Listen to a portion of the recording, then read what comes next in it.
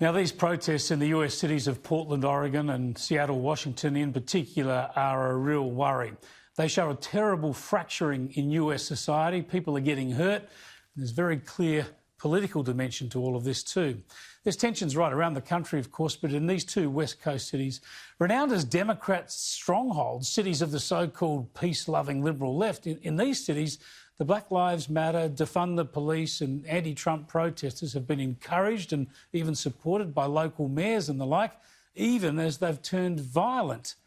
President Trump has sent in federal agents to try to restore law and order. Some see that as provocation. Other protesters then have tried to stop them. We've seen vandalism, arson, violence and shocking incidents of passers-by and protesters drawing guns on each other. At least one protester has been shot dead. And there's a pandemic. And it's now only 100 days till the US presidential election. So where to from here? Who better to speak to than Miranda Devine, who's covering US events for the Daily Telegraph and the New York Post. I caught up with her earlier. Miranda, great to talk to you again. You're going to try and help us work out, understand what's happening over there. It seems very difficult to fathom where you've got these protests happening in West Coast cities. They're Black Lives Matter protests, they're anti-Trump, they're defund the police, they're basically anarchy. They become violent. Trump sends in federal agents to try and restore law and order, yet he's the bad guy. Yeah, it's really nuts.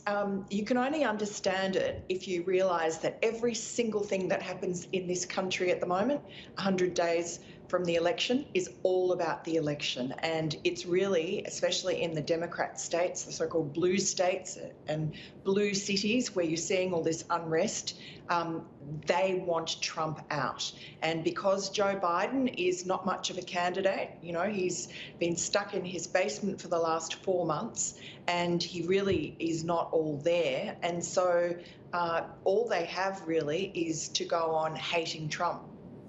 It seems that they're playing into his hands because he becomes the law and order candidate. There's a lack of leadership on the liberal left side of American politics, and it's probably his big shot, isn't it, to be the bloke who's going to try and restore law and order while others are doing this to American cities.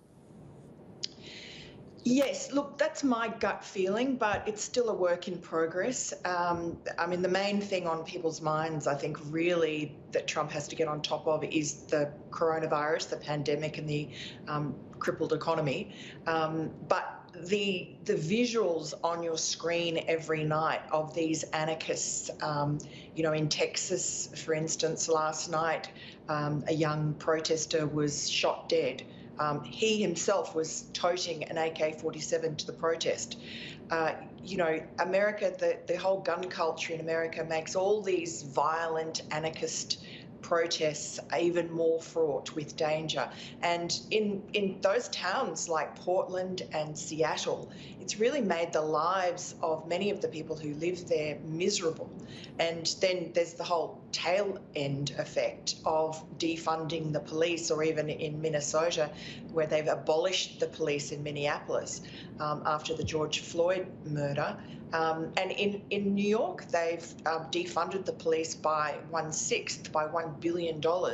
And they've also passed a whole lot of laws, the city council has, to just cripple the police, hobble them from being able to do their job, with the result that the police are stepping back and violent crime has spiked incredibly. I mean, shootings are up 200%. We're back down to the sort of homicides and gun crime that, you know, New York hasn't seen for 15 years. It's just so difficult to fathom. Yet you've got some of the mayors, some of the Democrat mayors siding publicly more with the protesters than with law enforcement.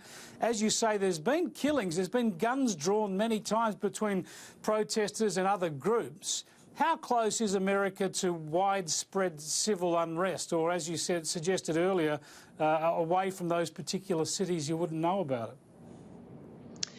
Look, you wouldn't really know about it. It really is.